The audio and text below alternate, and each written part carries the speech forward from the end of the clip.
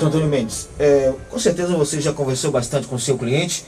E o que ele disse do que teria feito logo após o acidente? Foi para onde, fez o que, ligou para quem? Momentos antes de acontecer o acidente, ele estava lá no Bar do Machado. Saiu do Bar do Machado, quando entrou na parede, na ponte do Caldeirão, infelizmente aconteceu uma fatalidade. Não houve discussão, como alguns sugerem, que ele estava discutindo. Ele tinha uma excelente relação com a mulher. Diga-se de passagem, casada com ela, na cidade de Capitão de Campos. Não eram namorados, eram casados, né? E assim ele se qualificou quando foi interrogado pelo delegado da condição de viúvo. Aconteceu essa fatalidade, né? No momento de descuido, o carro foi para a direita. E aí eu quero lembrar a população de Piripiri que não é o primeiro caso.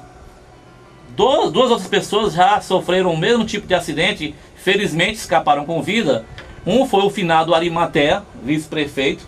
O outro foi o Daniel, filho do desembargador Antônio Rezende, já falecido, que também caiu na mesma região. Felizmente escaparam com vida. A professora Remédios, infelizmente, não teve essa mesma sorte e acabou por falecer, né? Então, logo após o acidente, né, ele ficou transtornado, correu no Bar do Mardoqueu, chegou lá, gritou e ninguém atendeu. Até acredito que até por medo de ser ladrão ou coisa dessa natureza, foi lá com uma outra pessoa, e a pessoa vai prestar depoimento para confirmar todos esses fatos. E como Mardoqueu e nem ninguém apareceu, ele pegou uma carona com uma pessoa de moto do Caldeirão, que também vai comparecer para falar que é verdade. Se dirigiu até a casa da mãe dele e lá pediu para comunicar a polícia, o hospital e os familiares da vítima. Isso foi o que aconteceu. Uma infeliz tragédia, uma infeliz fatalidade. Doutor Antônio Mendes, ele relatou para o senhor algo do tipo, se chegou a cair na água e conseguiu nadando se salvar e não teria conseguido salvar a professora Remédios. O que ele contou na realidade para o senhor no momento do acidente? Se caiu na água, se conseguiu pular do carro antes que ele caísse na água, o que ele contou para o senhor? O que ele me disse? Que o carro, quando já tomou o rumo de entrar para o rio, caiu de cabeça, né? A professora, uma pessoa muito cautelosa, quando estava no veículo, ela estava de cinto de segurança. E ele não estava de cinto de segurança. A janela do motorista estava aberta, não estava fechada. A dela estava fechada. Quando o carro caiu, ele caiu dentro d'água e conseguiu sair pela porta. Não teve a felicidade, de tentar salvá-la, né? Infelizmente. Muito bem, você está ouvindo aqui o advogado do Antônio Eudes Rufino Ferreira, que estava no momento do acidente automobilístico com a professora Maria dos Remédios Oliveira, que perdeu a vida na madrugada da quarta-feira. E já tem data prevista para o seu cliente prestar depoimentos e esclarecimentos na Delegacia da Mulher? Nós nos colocamos à disposição da delegada e ela nos falou que tão logo ela tome as providências iniciais, ela vai convocá-lo. Eu quero dizer que existe uma onda de boato de que ele sabia que ela tinha um seguro de 100 mil reais no Banco do Brasil e que por conta disso foi que ocorreu a morte dela. Nem de seguro ele não tem conhecimento. Se tem o seguro, ele não tem conhecimento, de forma alguma, né? O resto é tudo boato. Na realidade, Macário, o ser humano, pela própria natureza, ele é inconformado com as situações. E ele sempre busca um culpado para as situações. Então estão querendo encontrar um culpado, né?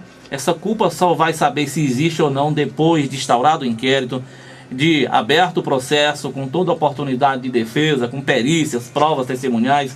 Então, queria pedir à população de Piripiri que não se impressionassem com os boatos.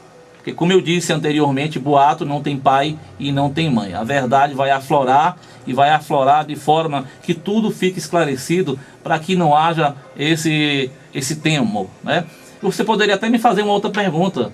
E por que ele não compareceu ao velório da mulher? É um ponto delicado. Porque, na realidade, a família da professora, e não estou aqui falando da família, nunca aceitou a relação dos dois. E logo após que ocorreu esse fato, logo após a ocorrência do fato, começaram-se as especulações de que ele tinha matado, né? E ele com temor, do que pudesse acontecer e por questão de cautela, e como já tinha falado comigo e eu disse que ia apresentá-lo ao delegado, ele preferiu, embora esteja sofrendo muito com esse fato, e quem esteve na delegacia ontem viu que ele está visivelmente transtornado, preferiu, para não causar maior clamor ou se ter como insulto à família, se expor também, ele preferiu, né? por cautela, guardar a memória, e no momento posterior ele vai fazer o que acha que é devido. Muito bem, então, esse aqui é o advogado Antônio Mendes Moura, do Antônio Eudes Rufino, falando dessa história, né, do que aconteceu, da conversa que ele teve com o seu cliente. E, advogado, agora é aguardar ser chamado para prestar os depoimentos, não é isso? Ele entrou em contato comigo por telefone e eu me encontrava em Teresina. Visivelmente transtornado e chorando, me pediu ajuda. E eu falei que estava em Teresina cuidando de um assunto de um cliente. Pela manhã, um tio dele foi ao meu escritório e pediu já que eu tomasse providências no sentido de entrar em contato com a delegacia, porque ele queria se apresentar e contar a versão dos fatos. Só que eu só cheguei no final da tarde. E aproximadamente 5 horas da tarde da quarta-feira, entrei em contato com o delegado Dr. Jorge e ele marcou para quinta-feira, 11 horas da manhã, como de fato aconteceu. Quinta-feira, 11 horas da manhã ontem, eu compareci com o Antônio Eudes, que nunca esteve foragido, que nunca se ausentou do bairro Prado, para contar a versão dos fatos. Ocorre que ele está visivelmente transtornado por conta do que aconteceu, é emocionalmente abalado, e o delegado, que achou por bem marcar para uma nova data, até porque o inquérito vai ser conduzido pela doutora Ana Melca, que é a delegada da mulher. Não existe ainda uma portaria determinando que fosse instaurado o inquérito, né? Hoje mesmo tive com a doutora Ana Melca, pela manhã, contato por telefone, e ela me disse que na próxima semana, quando ela começar as investigações, ela vai chamá-lo para prestar depoimento e esclarecer todos os fatos. É interesse da sociedade, é interesse da família da vítima, é interesse da família do Antônio Eudes e dele mesmo, e principalmente dele, contar o que de fato aconteceu, para que acabe essa onda de especulação que corre na cidade de Piripiri. Boato para cá, boato para lá.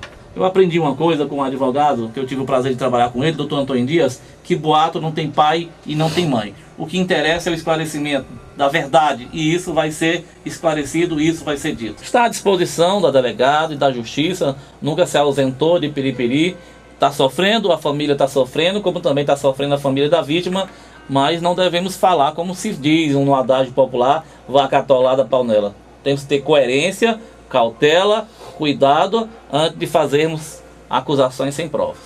Oportunamente, a gente pode até conversar com o Dr. Ezequiel Cassiano e ter a explicação, a versão dele também sobre essa história. Agora são 12 horas e 56 minutos. A gente encerra aqui a audição de hoje do Jornal da Cidade. Estará de volta segunda-feira, a partir do meio-dia. Boa tarde, J. Júnior. Boa tarde, ouvintes.